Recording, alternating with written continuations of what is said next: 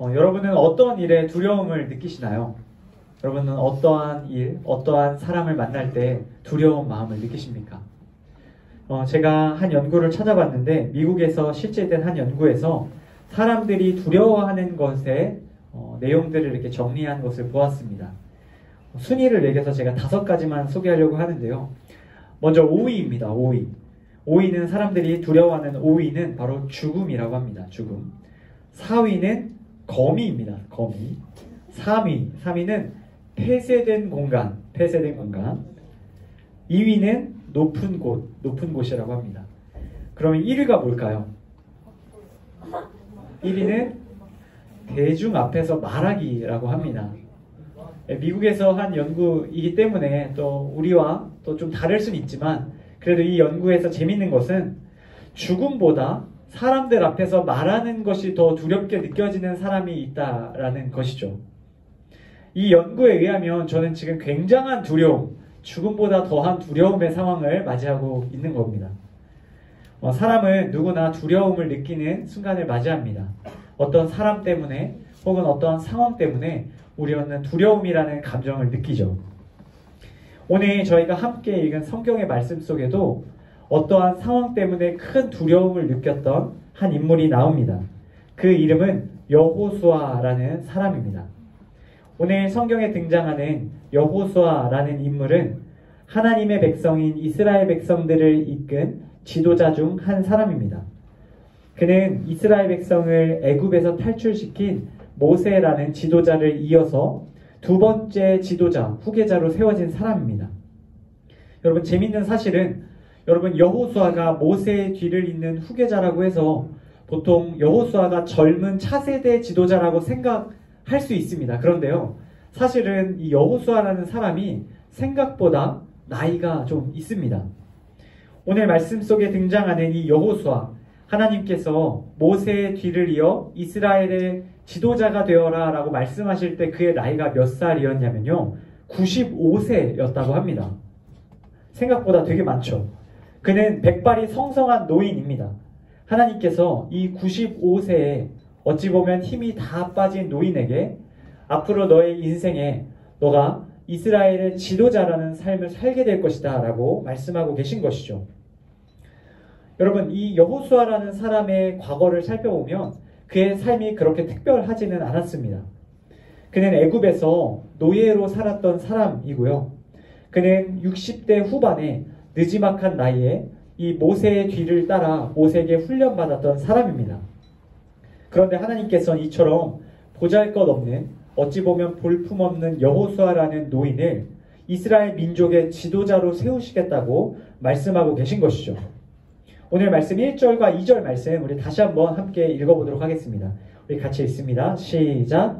여호와의 종 모세가 죽은 후에 여호와께서 모세를 보좌하던 눈의 아들 여호수아에게 말씀하셨습니다.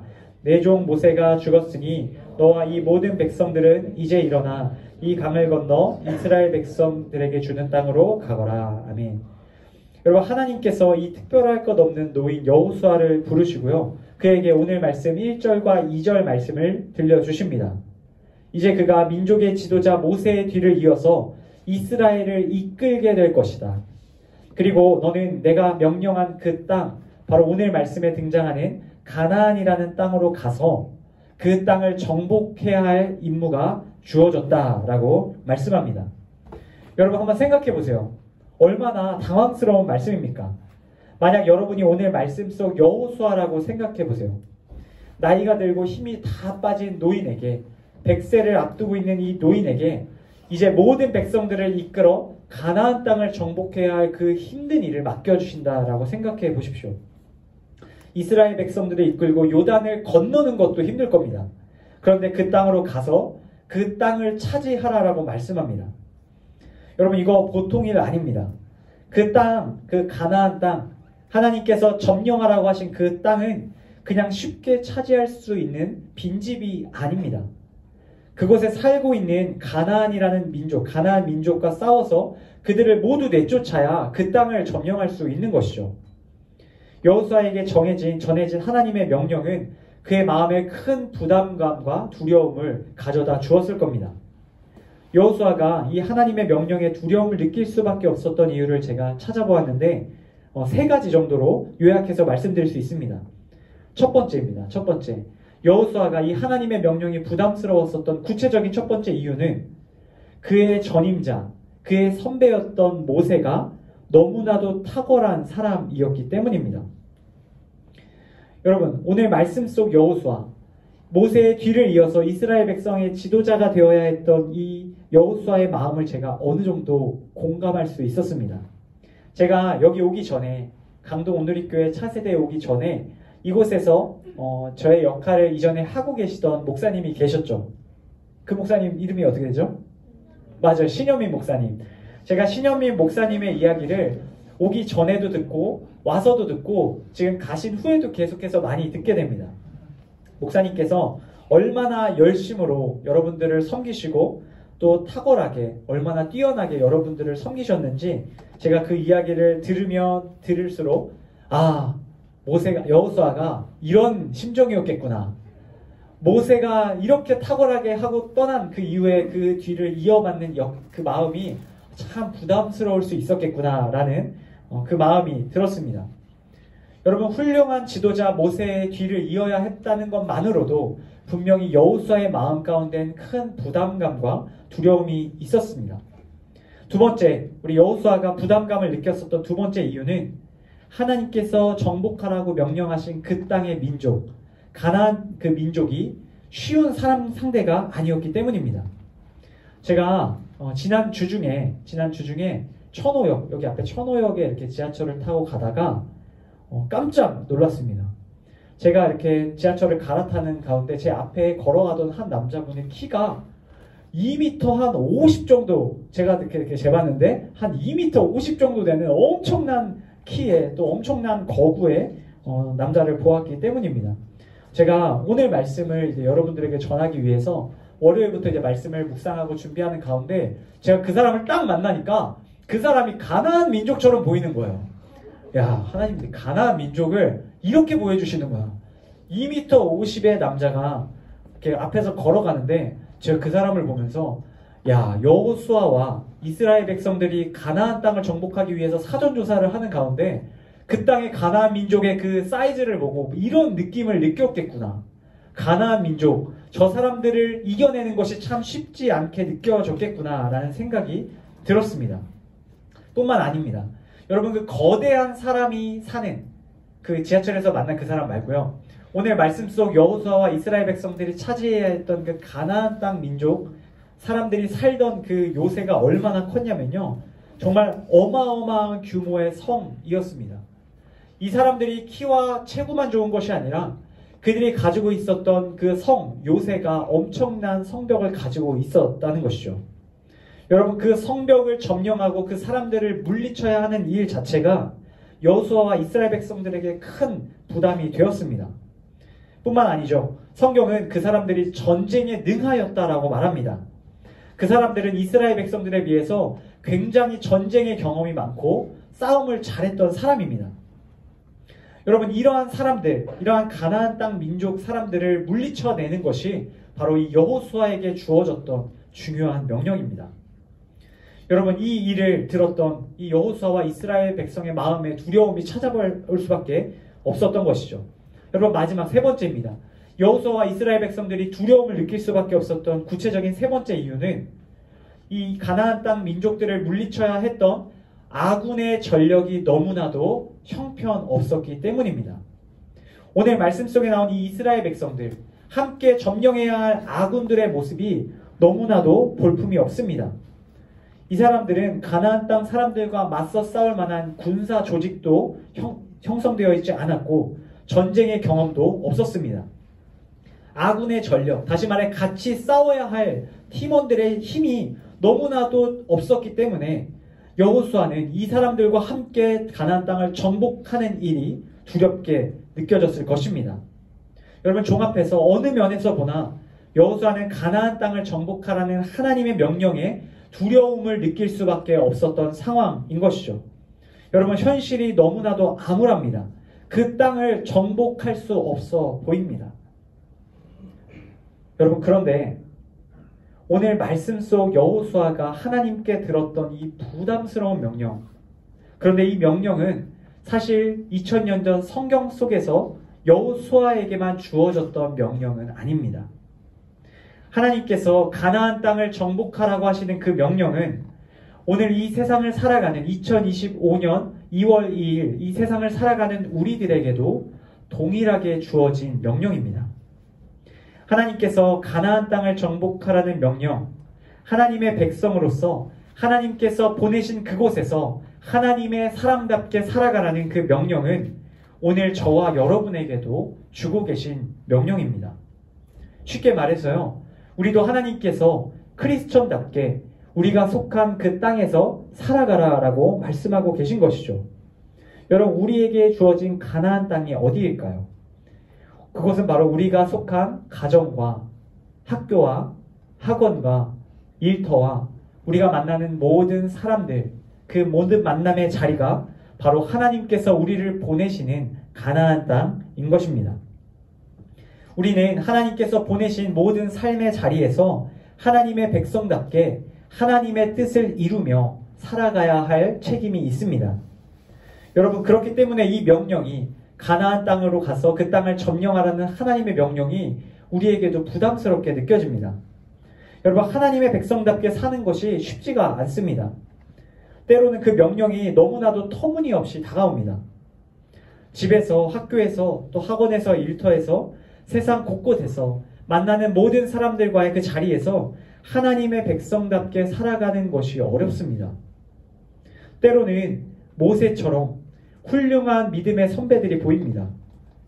파워웨이브를 거쳐간 우리 신앙의 선배들, 지금 온유에 있고 또 프라미스에 있는 우리가 잘 아는 신앙의 선배들의 모습을 볼 때마다 그들이 또 학교에서, 학업의 자리에서, 직장에서 하나님의 사람답게 살아가는 모습을 볼 때마다 나는 저렇게 살 수 있을까라는 생각이 들 때도 있을 겁니다.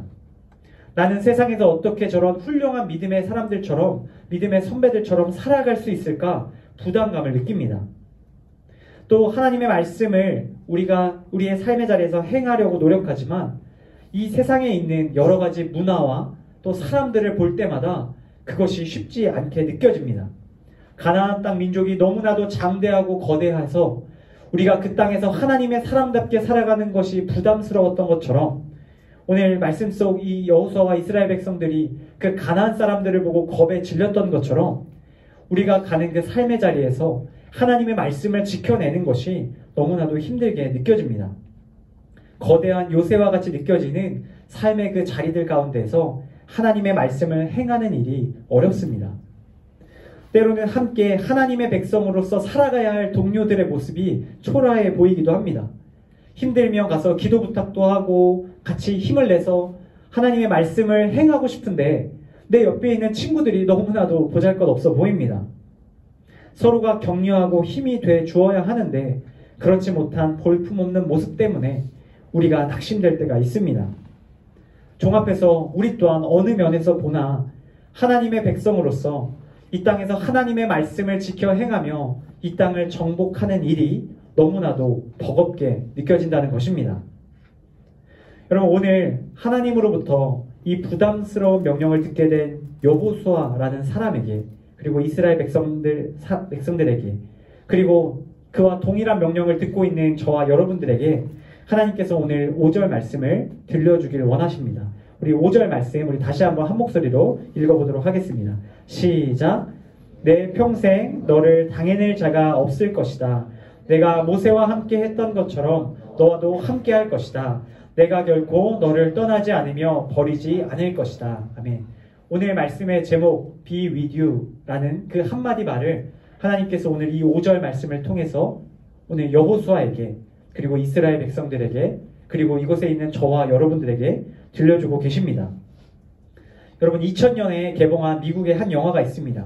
캐스트 어웨이라는 영화입니다. 여러분들 아시나요? 여러분 혹시 몇 년생이세요? 99년생. 24년생. 자, 여기 있는 친구들 중에 우리 본 친구들도 있고 못 본 친구들도 있을 텐데 2000년에 개봉한 영화 저는 봤습니다. 캐스트 어웨이라는 영화인데 이 영화의 내용을 간단히 소개해 드릴게요. 배송업체, 우리 쿠팡과 같은 배송업체인 페덱스라는 우리 회사의 직원인 척 놀랜드 톰 행크스가 주인공입니다. 이 사람이 비행기 사고로 태평양형 무인도에 표류하게 되면서 이 영화가 시작됩니다. 이때 이 무인도에 표류하던 이 톰 행크스, 척 놀랜드라는 이 주인공에게 페덱스의 소포가 몇 개 그 해안으로 밀려오게 됩니다. 그 택배를 뜯어보면서 그것을 통해서 이제 살아가려고 어떤 것이 있는지 찾아보다가 그 택배 중에 발견한 것 중에 하나가 바로 윌슨이라는 브랜드의 배구공입니다. 여러분 윌슨이라는 브랜드 배구공 본 적 있으세요? 자, 이 배구공을 만난 이 척이라는 사람이 이 배구공에 눈을 그리고 입을 그리고 윌슨이라는 이름을 지어줍니다. 주인공 척은 윌슨과 이 무생물인 공과 함께 대화를 하며 심리적인 안정을 찾아갑니다. 섬에서 살아가는 동안 혼잣말이 아니라 마치 대화를 하듯이 살아있는 존재와 대화를 하듯이 이 윌슨과 소통하며 두려움과 외로움과 공포를 이겨내기 시작합니다.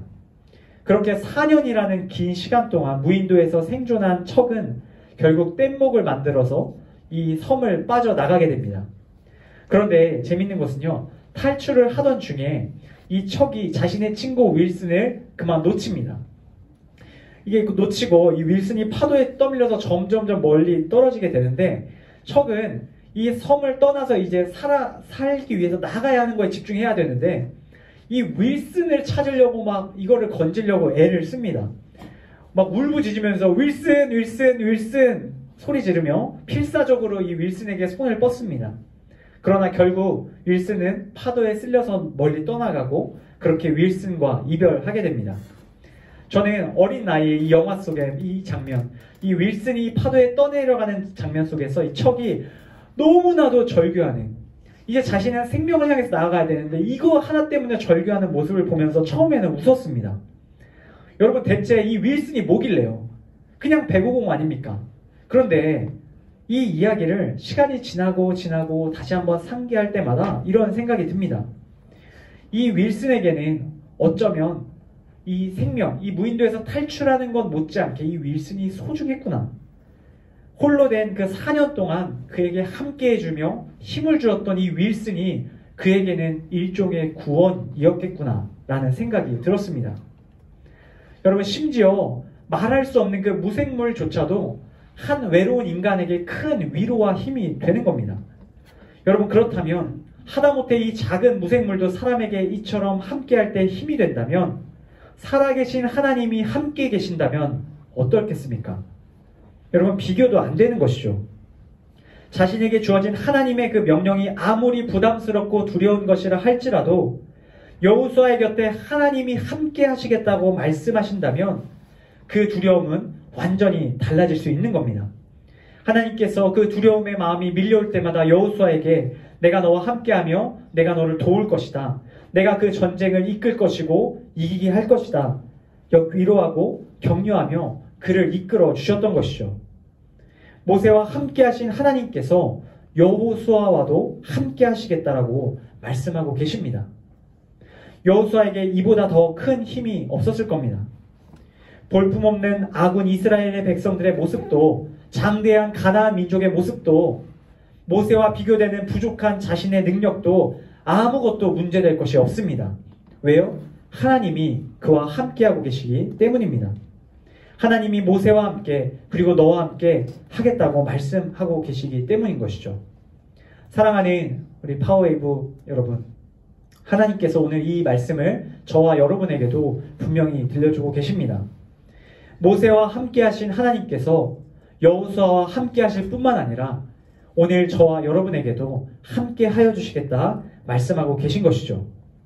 이 세상에서 하나님의 백성답게 우리에게 주어진 가나안 땅으로 나아가 하나님의 자녀답게 살아가는 그 과정 가운데 하나님이 우리와 함께 하시겠다 약속하여 주십니다. 이 약속을 여러분 꼭 기억하실 수 있기를 바랍니다.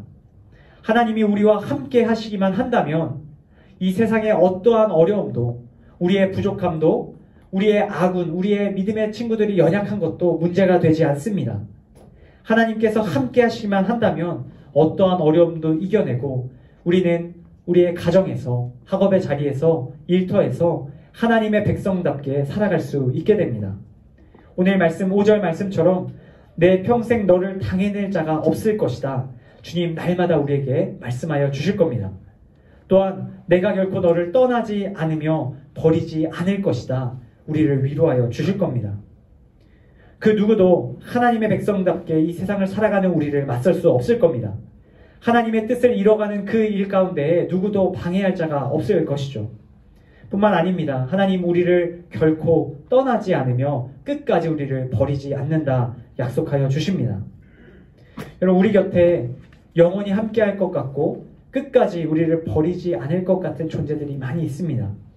때로는 가까운 친구가 또 때로는 가족이 그런 존재로 여겨집니다. 그러나 그들도 우리 곁에 영원히 함께하지 못할 때가 있습니다. 여러분 마지막으로 제가 한 가지 이야기 드리고 말씀 맺으려고 합니다. 우리 반주해 주시면 좋겠습니다. 제가 예전에 자전거를 타다가 큰 사고를 한번 당한 일이 있습니다. 제가 어깨 쪽이 다 부러져서 수술을 크게 받게 되었습니다. 제가 수술 전 병실에서 이 수술을 앞두고 응급수술을 앞두고 이렇게 누워 있는데 부모님과 또 가족들이 이렇게 다 와서 제 옆에서 밤낮 지켜주셨습니다. 그런데 제가 수술방에 들어가는 그 수술방 안까지는 들어오지 못하셨습니다. 제가 침대에 누워서 수술방 문 앞에서 이제 수술방 문이 열리고 홀로 그곳에 들어가야 하는데 마음이 너무 두렵더라고요.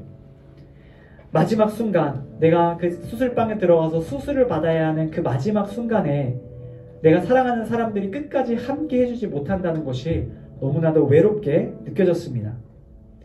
그런데요, 제가 그 수술방에 들어가는 순간 나는 이제 혼자구나, 이제 홀로 들어가는구나 라고 생각했을 때 저와 함께 마지막 순간까지 제 곁에서 함께 들어와준 존재가 있었습니다. 그 사람이 누구였을까요? 바로 의사 선생님이셨습니다. 의사 선생님은 그 차가운 수술방에서 제가 모든 수술을 받는 그 수시간 동안 제 옆에 꼭 붙어서 함께 계셔 주실 뿐만 아니라 직접 그 수술의 모든 과정에 동참해 주시고 그 수술을 집도하시고 제가 그 수술을 마치고 나오는 그 모든 여정까지 함께 해 주셨습니다. 여러분 오늘 말씀 속 여호수아에게 그리고 이스라엘 백성들에게 하나님은 바로 그런 분이 되어 주셨습니다. 모든 전쟁의 상황 가운데 그 땅을 정복하는 그 여정 가운데 하나님께서 그들과 끝까지 함께 해 주셨습니다. 그리고 그들에게 승리를 주셨죠. 여러분 하나님께서 오늘 우리에게도 바로 그와 같은 분이 되어주시길 원하십니다. 이 땅에서 하나님의 백성으로서 하나님의 말씀을 행하는 그 모든 여정의 끝까지 하나님 우리와 동행하여 주십니다. 그리고 우리로 하여금 그 땅에서 하나님의 나라를 이룰 수 있게 해주십니다. 오늘 우리가 함께 찬양했던 그 찬양의 고백처럼 하나님의 나라가 우리의 가정과 학업의 자리와 또 친구와의 만남의 자리 가운데 이루어질 수 있도록 하나님께서 우리와 함께하여 주신 줄로 믿습니다. 바라기는 저와 여러분이 그 하나님을 의지하며 한 주간 또 세상 가운데로 나아갈 수 있기 바랍니다.